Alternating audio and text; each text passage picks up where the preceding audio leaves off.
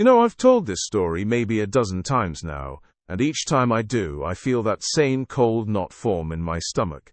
The same way my hands start to shake just a little, because even now, 3 years later, I can still hear it. The sound of something moving around my tent in the dark. Something that shouldn't have been there. Something that knew I was alone. It was October, late in the season when most sensible folks have already packed away their camping gear for the year. But I've never been what you'd call sensible. I'd been planning this solo trip to Pine Ridge State Forest for months. Just me, my gear, and 3 days of nothing but wilderness. My wife thought I was crazy, heading out there alone so late in the year, but after the kind of year I'd had, I needed the silence. Needed to get away from everything, and everyone. The drive up took about 4 hours, winding through forests that were just starting to show their autumn colors. Beautiful country up there if you appreciate that sort of thing.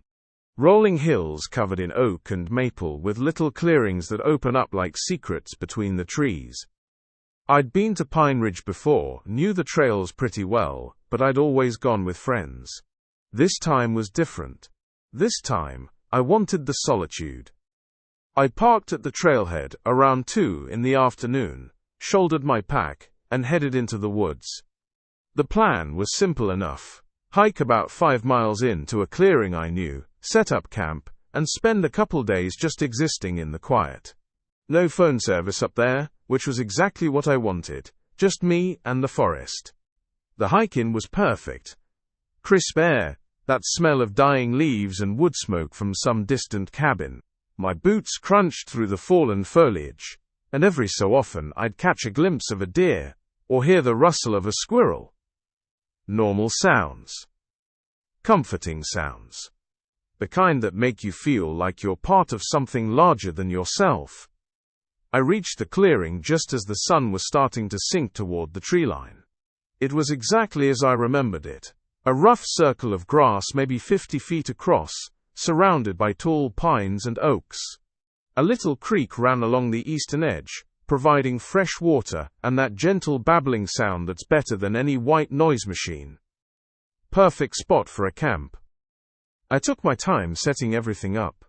Pitched my tent on level ground about 20 feet from the creek, arranged my gear the way I like it, got a small fire going in a ring of stones. By the time I had everything sorted, the sun was painting the sky in shades of orange and pink.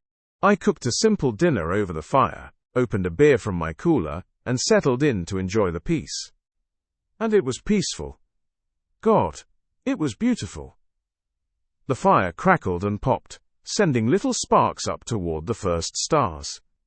An owl called from somewhere deeper in the woods, and I could hear the creek murmuring to itself. This was exactly what I'd needed. No deadlines, no traffic, no constant buzz of civilization. Just me and the natural world, existing together in perfect harmony. I stayed up later than I probably should have, feeding the fire and watching the flames dance. There's something hypnotic about a campfire, something that reaches back to our earliest ancestors and makes you feel connected to all the humans who've ever sat around fires and stared into the flames. I was completely relaxed, completely at peace. When I finally banked the coals and crawled into my tent, I fell asleep almost immediately. I'm not sure what woke me. It might have been the silence. When you're camping, you get used to a certain level of background noise. Insects chirping, small animals rustling through the underbrush, the wind moving through the trees. But when I came awake, everything was quiet. Not just quiet. Silent. The kind of deep, absolute silence that makes your ears ring. I lay there in my sleeping bag, staring up at the dark ceiling of my tent, trying to figure out what had pulled me from sleep. My watch showed 2:17 a.m. The fire had died down to nothing, and without its light, the darkness outside seemed complete. I could barely make out the shape of my tent walls, even with my eyes fully adjusted. That's when I heard it. A soft sound, like something brushing against the fabric of my tent. Just for a second, so brief, I almost convinced myself I'd imagined it, but then it came again. A little stronger this time. Something was moving around outside. My first thought was that it was probably just a raccoon or maybe a deer that had wandered into the clearing. Animals are curious about human scents, and it wouldn't be unusual for one to investigate my camp. I lay still, listening, expecting to hear the normal sounds of a forest creature moving through the area. But what I heard instead made my blood run cold. Footsteps. Not the four-legged patter of a raccoon or the careful hoofbeats of a deer. These were bipedal steps, measured and deliberate, moving slowly around the perimeter of my tent. Step. Pause. Step. Pause. Like someone was walking a circle around me, taking their time. I held my breath, straining to hear more clearly. The steps continued, methodical and purposeful. They seemed to start at the front of my tent, then move slowly around to the right side. I could track the progress by the soft sound of feet pressing into the carpet of fallen leaves. When they reached the back of my tent, they paused for a long moment before continuing around to the left side. My mind raced through possibilities. Another camper, maybe? Someone who'd gotten turned around in the dark and stumbled into my clearing. But that didn't make sense. The nearest trail was a quarter-mile away, and you'd have to be seriously lost to end up here by accident. Besides, any legitimate hiker would have called out, identified themselves. The footsteps completed their circuit, and started another one. This time they seemed to move a little closer to my tent. I could hear them more clearly now, and there was something wrong with the rhythm. The steps were too evenly spaced, too perfectly timed. No natural variation in pace or stride length. It was like listening to a metronome made of footfalls. I reached slowly for my flashlight, trying not to make any noise that might alert whatever was out there to the fact that I was awake. My fingers closed around the aluminum barrel, and I thumbed the switch. Nothing happened. I clicked it again more urgently. Still nothing. The damn thing had been working fine when I'd used it earlier to organize my gear. Panic started to creep in around the edges of my consciousness. I fumbled around in the darkness, searching for my backup light, a small LED keychain flashlight I always carried. Found it. Pressed the button. A weak beam of light illuminated the interior of my tent for about half a second before flickering out. The footsteps stopped. I froze, barely breathing, wondering if whoever was out there had seen the brief flash of light through my tent walls.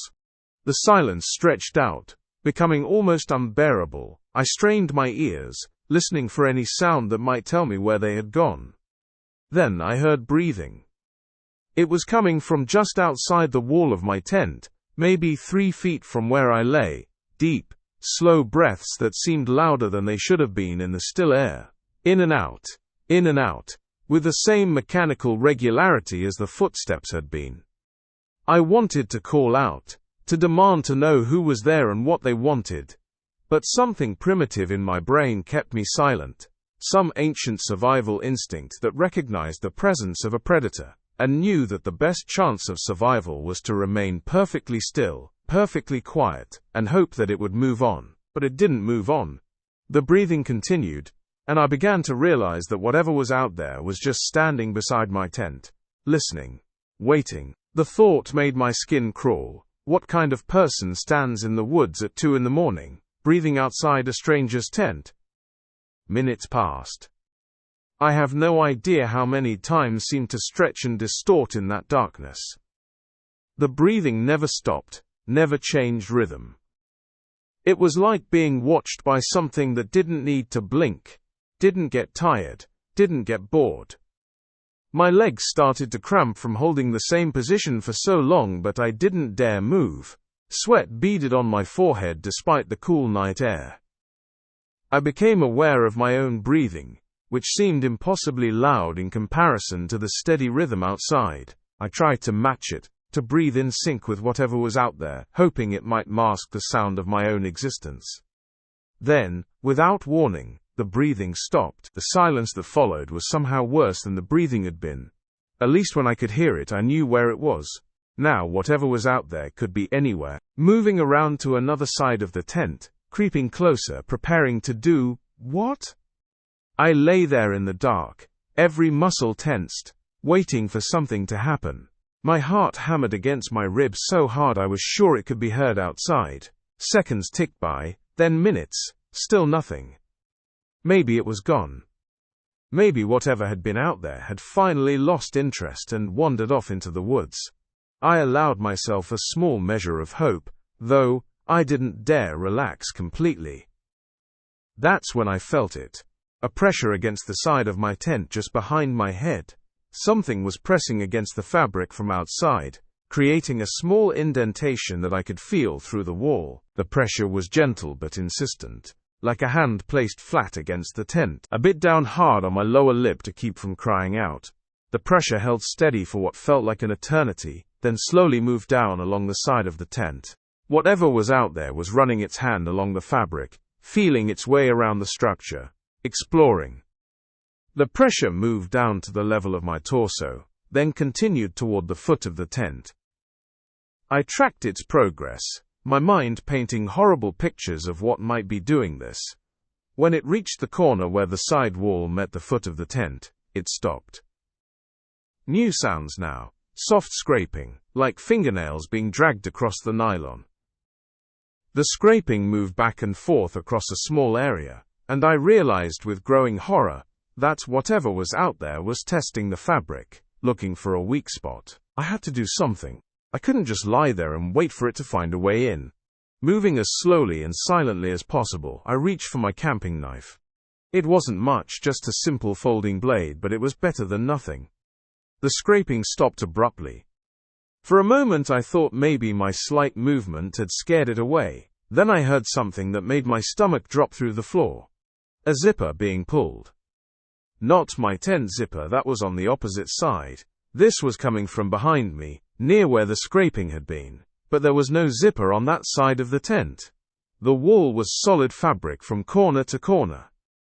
Yet the sound continued, that distinctive metallic whisper of zipper teeth separating. It was impossible, but I was hearing it, and as the sound progressed I felt cool air beginning to flow into the tent from behind me. I rolled over as quietly as I could, trying to see what was happening. In the absolute darkness I couldn't make out details, but I could sense that something had changed. There was a gap in the wall of my tent where no gap should have been possible. That's when I saw the outline. A shadow darker than the surrounding darkness, framed in what appeared to be an opening in my tent wall, human-shaped but wrong somehow. Too tall and too thin, with proportions that didn't quite match what my brain expected to see. The shadow stood motionless for a long moment, and I had the terrible feeling that it was looking at me. Even though I couldn't see eyes, couldn't see features, I knew with absolute certainty that it was studying me. Then it began to move forward. I don't remember making a conscious decision to act. One moment I was frozen in terror, the next I was lunging toward the front of my tent, fighting with the zipper of the door flap. My hands shook so badly I could barely grip the pull tab, and the zipper seemed to stick on every tooth. Behind me I could hear movement. The soft sound of something entering my tent, the whisper of fabric being pushed aside. I didn't look back. I couldn't look back.